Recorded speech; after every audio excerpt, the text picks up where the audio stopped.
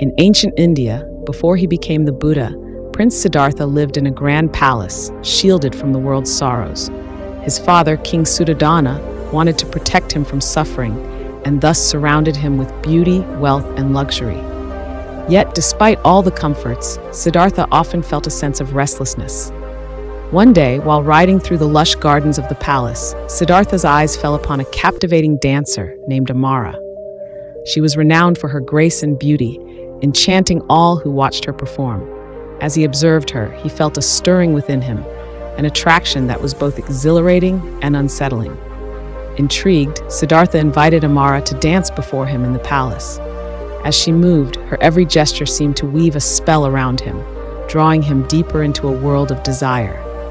Siddhartha felt a powerful pull, an intense longing that awakened a sense of yearning he had never known before. That night, Siddhartha lay awake, his mind consumed by thoughts of Amara. He felt torn between his royal duties and the desire that swelled within him.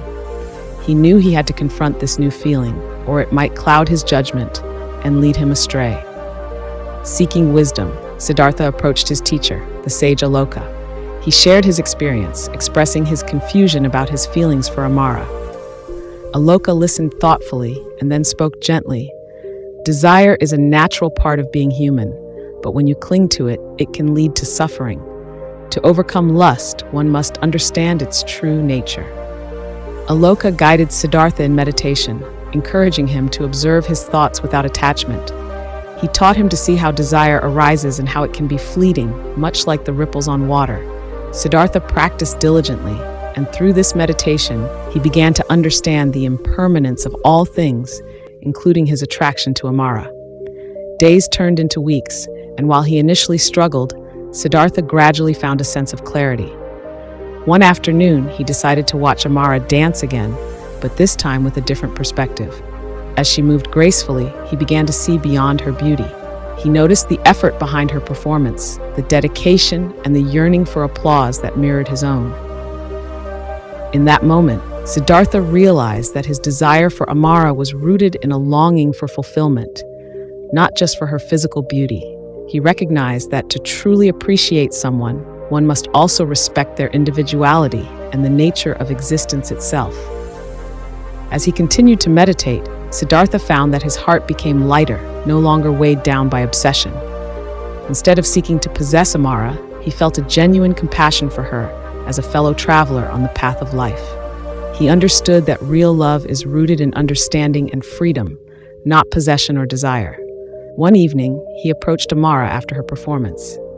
"Your dance is beautiful," he said, "but I have learned that true connection comes from a place of understanding, not desire.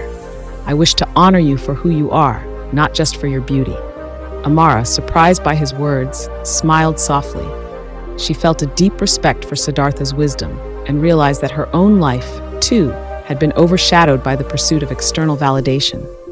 From that day forward, Siddhartha and Amara became friends, exploring the depths of existence and sharing their experiences. Siddhartha continued to meditate and deepen his understanding of desire, compassion, and the nature of suffering. Amara, inspired by his journey, sought to explore her own path, ultimately becoming a dancer who expressed not just beauty, but the essence of life itself through her art. Years later, Siddhartha renounced his royal life and set forth on the path of enlightenment, eventually becoming the Buddha.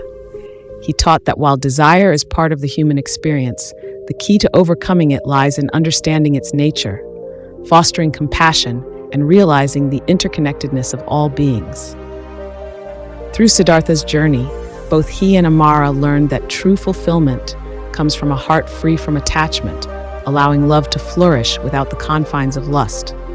They discovered that the beauty of life lies not in possession, but in the shared experience of existence, where love transforms into something profound and liberating.